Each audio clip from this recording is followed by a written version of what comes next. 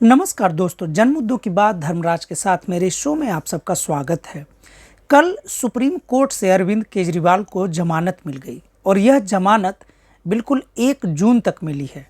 भारतीय लोकसभा चुनाव 2024 का परिणाम 4 जून को आएगा और जिस प्रकार से अरविंद केजरीवाल को जेल में भेजा गया था दिल्ली एक्साइज पॉलिसी यानी दिल्ली शराब नीति घोटाले के मामले में, ऐसा लग रहा था कि पूरा चुनाव, दिल्ली का जो 7 लोकसभा का चुनाव है, बड़ा ही उदासीन होने वाला है। लेकिन बहुत सारे जो भाजपा के विरोधी दल के नेता थे, समर्थक थे, वे चाहते थे कि लोकतंत्र में प्रतियोगिता, लोकतंत्र में मुकाबला बराबरी का हो। और अरविंद केजरीवाल के जेल में रहने के बाद से कहीं ना कहीं यह एक साफ संदेश जा रहा था कि प्रधानमंत्री नरेंद्र मोदी जी डरे हुए हैं। इसी कारण अरविंद केजरीवाल को जेल में डाल दिया गया है। सुप्रीम कोर्ट में बार बार याचिका दाखिल की जा रही थी और याचिका की सुनवाई के दरमियान बहुत सारे नेताओं की याचिकाओं को नहीं स्वीकार किया गया या स्वीकार किया गया है, तो सुप्रीम कोर्ट ने अभी उन्हें राहत नहीं दी है। झारखंड के मुख्यमंत्री हेमंत सोरेन का भी मामला ऐसा ही था। झारखंड में भी जिस प्रकार से लोकसभा चुनाव हो रहे हैं और कई चरणों में चुनाव हुए हैं और होने हैं, उम्मीद लगाया जा रहा था कि झारखंड में भी लोकतांत्रिक तरीके से ही चुनाव होगा।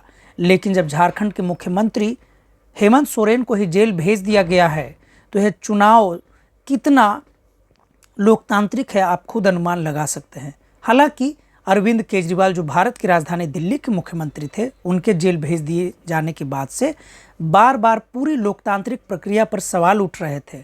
ऐसा लगता है कि सुप्रीम कोर्ट ने न केवल उन लोकतांत्रिक प्रक्रिया पर उठ रहे सवालों का उत्तर देते हुए अरविंद केजरीवाल को जमानत दी है, बल्कि कहीं ना कहीं पूरे देश में जिस प्रकार से सुप्रीम कोर्ट में पिछले कुछ दिनों से ऐसे कई मामलों पर सुनवाई हुई है और इन सारे मामलों में जो निर्णय आए हैं, ऐसा लगता है कि प्रधानमंत्री नरेंद्र मोदी के खिलाफ नाराज़गी है। हालांकि 10 साल से नरेंद्र मोदी के पक्ष में लगभग सारे सुप्रीम कोर्ट से जो निर्णय थे वे आ रहे थे। रामदेव बाबा पर अभी जो फटकार लगाई गई सुप्रीम कोर्ट में, वह एक बड़ा संकेत था कि सुप्रीम कोर्ट के जज भी भाजपा सरकार की कार्यशैली से बहुत खुश नहीं थे, निराश थे। हालांकि उसके बाद से जिस प्रकार से रामदेव बाबा के मामले में कोविशील्ड की सुनवाई जब लंदन में हुई और उसके बाद से जो पूरे भारत में नरेंद्र मोदी के खिलाफ एक माहौल बना है आम जनमानस में, कि किस प्रकार से ज़बरदस्ती सिक्योरिटी का बहाना करके सीरम इंस्टीट्यूट से चंदा लेके और लाखों करोड़ों भारतीयों के जीवन के साथ खिलवाड़ किया गया। उन्हें ज़बरदस्ती इंजेक्शन सरकार ने लगवाया था, बहुत सारी जानें गई। इन 2 बड़े बड़े मुद्दों के बाद से सुप्रीम कोर्ट भी काफ़ी सख्त नज़र आ रही है।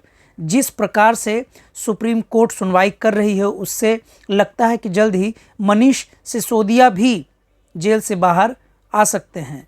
लेकिन सबसे बुरी खबर नरेंद्र मोदी जी के लिए है कि अरविंद केजरीवाल जैसे ही कल जेल से बाहर आए, तिहाड़ जेल से बाहर आए, उन्होंने आते ही नरेंद्र मोदी पर धावा बोला और उन्होंने धावा इस प्रकार से बोला है जिससे कि भाजपा की आंतरिक कलह को सामने ला दिया गया है। अभी तक नरेंद्र मोदी ऐसा भाषण देते थे जिससे दूसरी पार्टियों के आंतरिक कलह पर चर्चा होती थी, लेकिन अरविंद केजरीवाल ने फिर से पासा एक बार पलट दिया है। दिल्ली लोकसभा का ट्रेंड रहा है कि यहाँ पे जो भी जीतते हैं 7 सीटें जीतते हैं या जो हारते हैं 7 सीटें हारते हैं।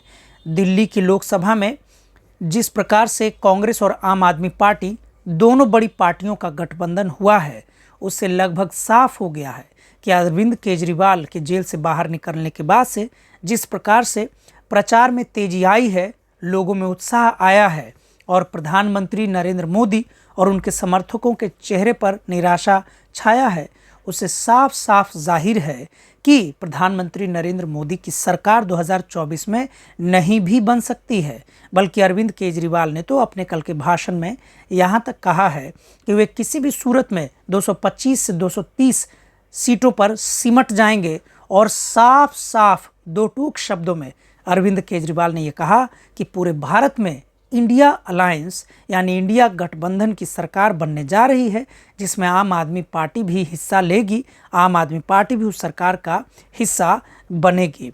इस घोषणा के बाद से इंडिया गठबंधन के प्रचारकों में, समर्थकों में उत्साह का संचार हुआ है और पूरी दिल्ली में फिर से एक बार लोकतांत्रिक चुनाव की प्रक्रिया तेज हो गई है और लोकतंत्र में लोगों के विश्वास की बहाली हुई है। ऐसा लगता है कि जिस प्रकार से आम आदमी पार्टी अभी तक कमज़ोर दिख रही थी 7 चरणों के चुनाव के लिए, और जिस प्रकार से केंद्रीय चुनाव आयोग पर सभी विपक्षी दलों ने शुरू में आरोप लगाए थे कि 7 चरणों में इसलिए चुनाव कराया जा रहा है ताकि भाजपा को पर्याप्त तैयारी का मौका मिल सके और जो उनके 10 साल की नाकामयाब सरकार है वो उस नाकामयाबी को ढकने में सफल हो सके। लेकिन तीसरे चरण के चुनाव के रुझान के मद्देनज़र अब पासा पलटता नज़र आ रहा है। अब ऐसा लग रहा है कि 7 चरणों के चुनाव में जैसे जैसे भाजपा आगे बढ़ रही है, भाजपा के खिलाफ माहौल बढ़ता ही जा रहा है। 3 चरणों में भाजपा पस्त हो गई है। 3 चरणों के किसी भी रैली में भाजपा का कोई भी नेता, न खुद प्रधानमंत्री अपने मैनिफेस्टो पर बात करते नज़र आ रहे हैं, न ही वे जनता को यह बता पा रहे हैं कि 10 साल में आखिर नरेंद्र मोदी की सरकार में जनता को हासिल क्या हुआ।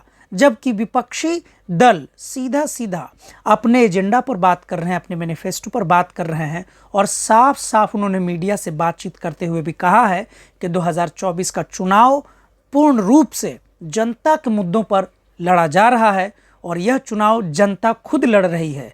और जब लड़ाई जनता और भाजपा के अहंकार के बीच होगी तो जाहिर सी बात है कि भाजपा की हार तय है। 2024 का लोकसभा के चुनाव परिणाम 4 जून को आएंगे। 1 जून तक अरविंद केजरीवाल घूम घूम कर पूरे देश में भाजपा के खिलाफ माहौल बनाएंगे। देखते हैं चौथे चरण का चुनाव का माहौल, रुझान कैसा है।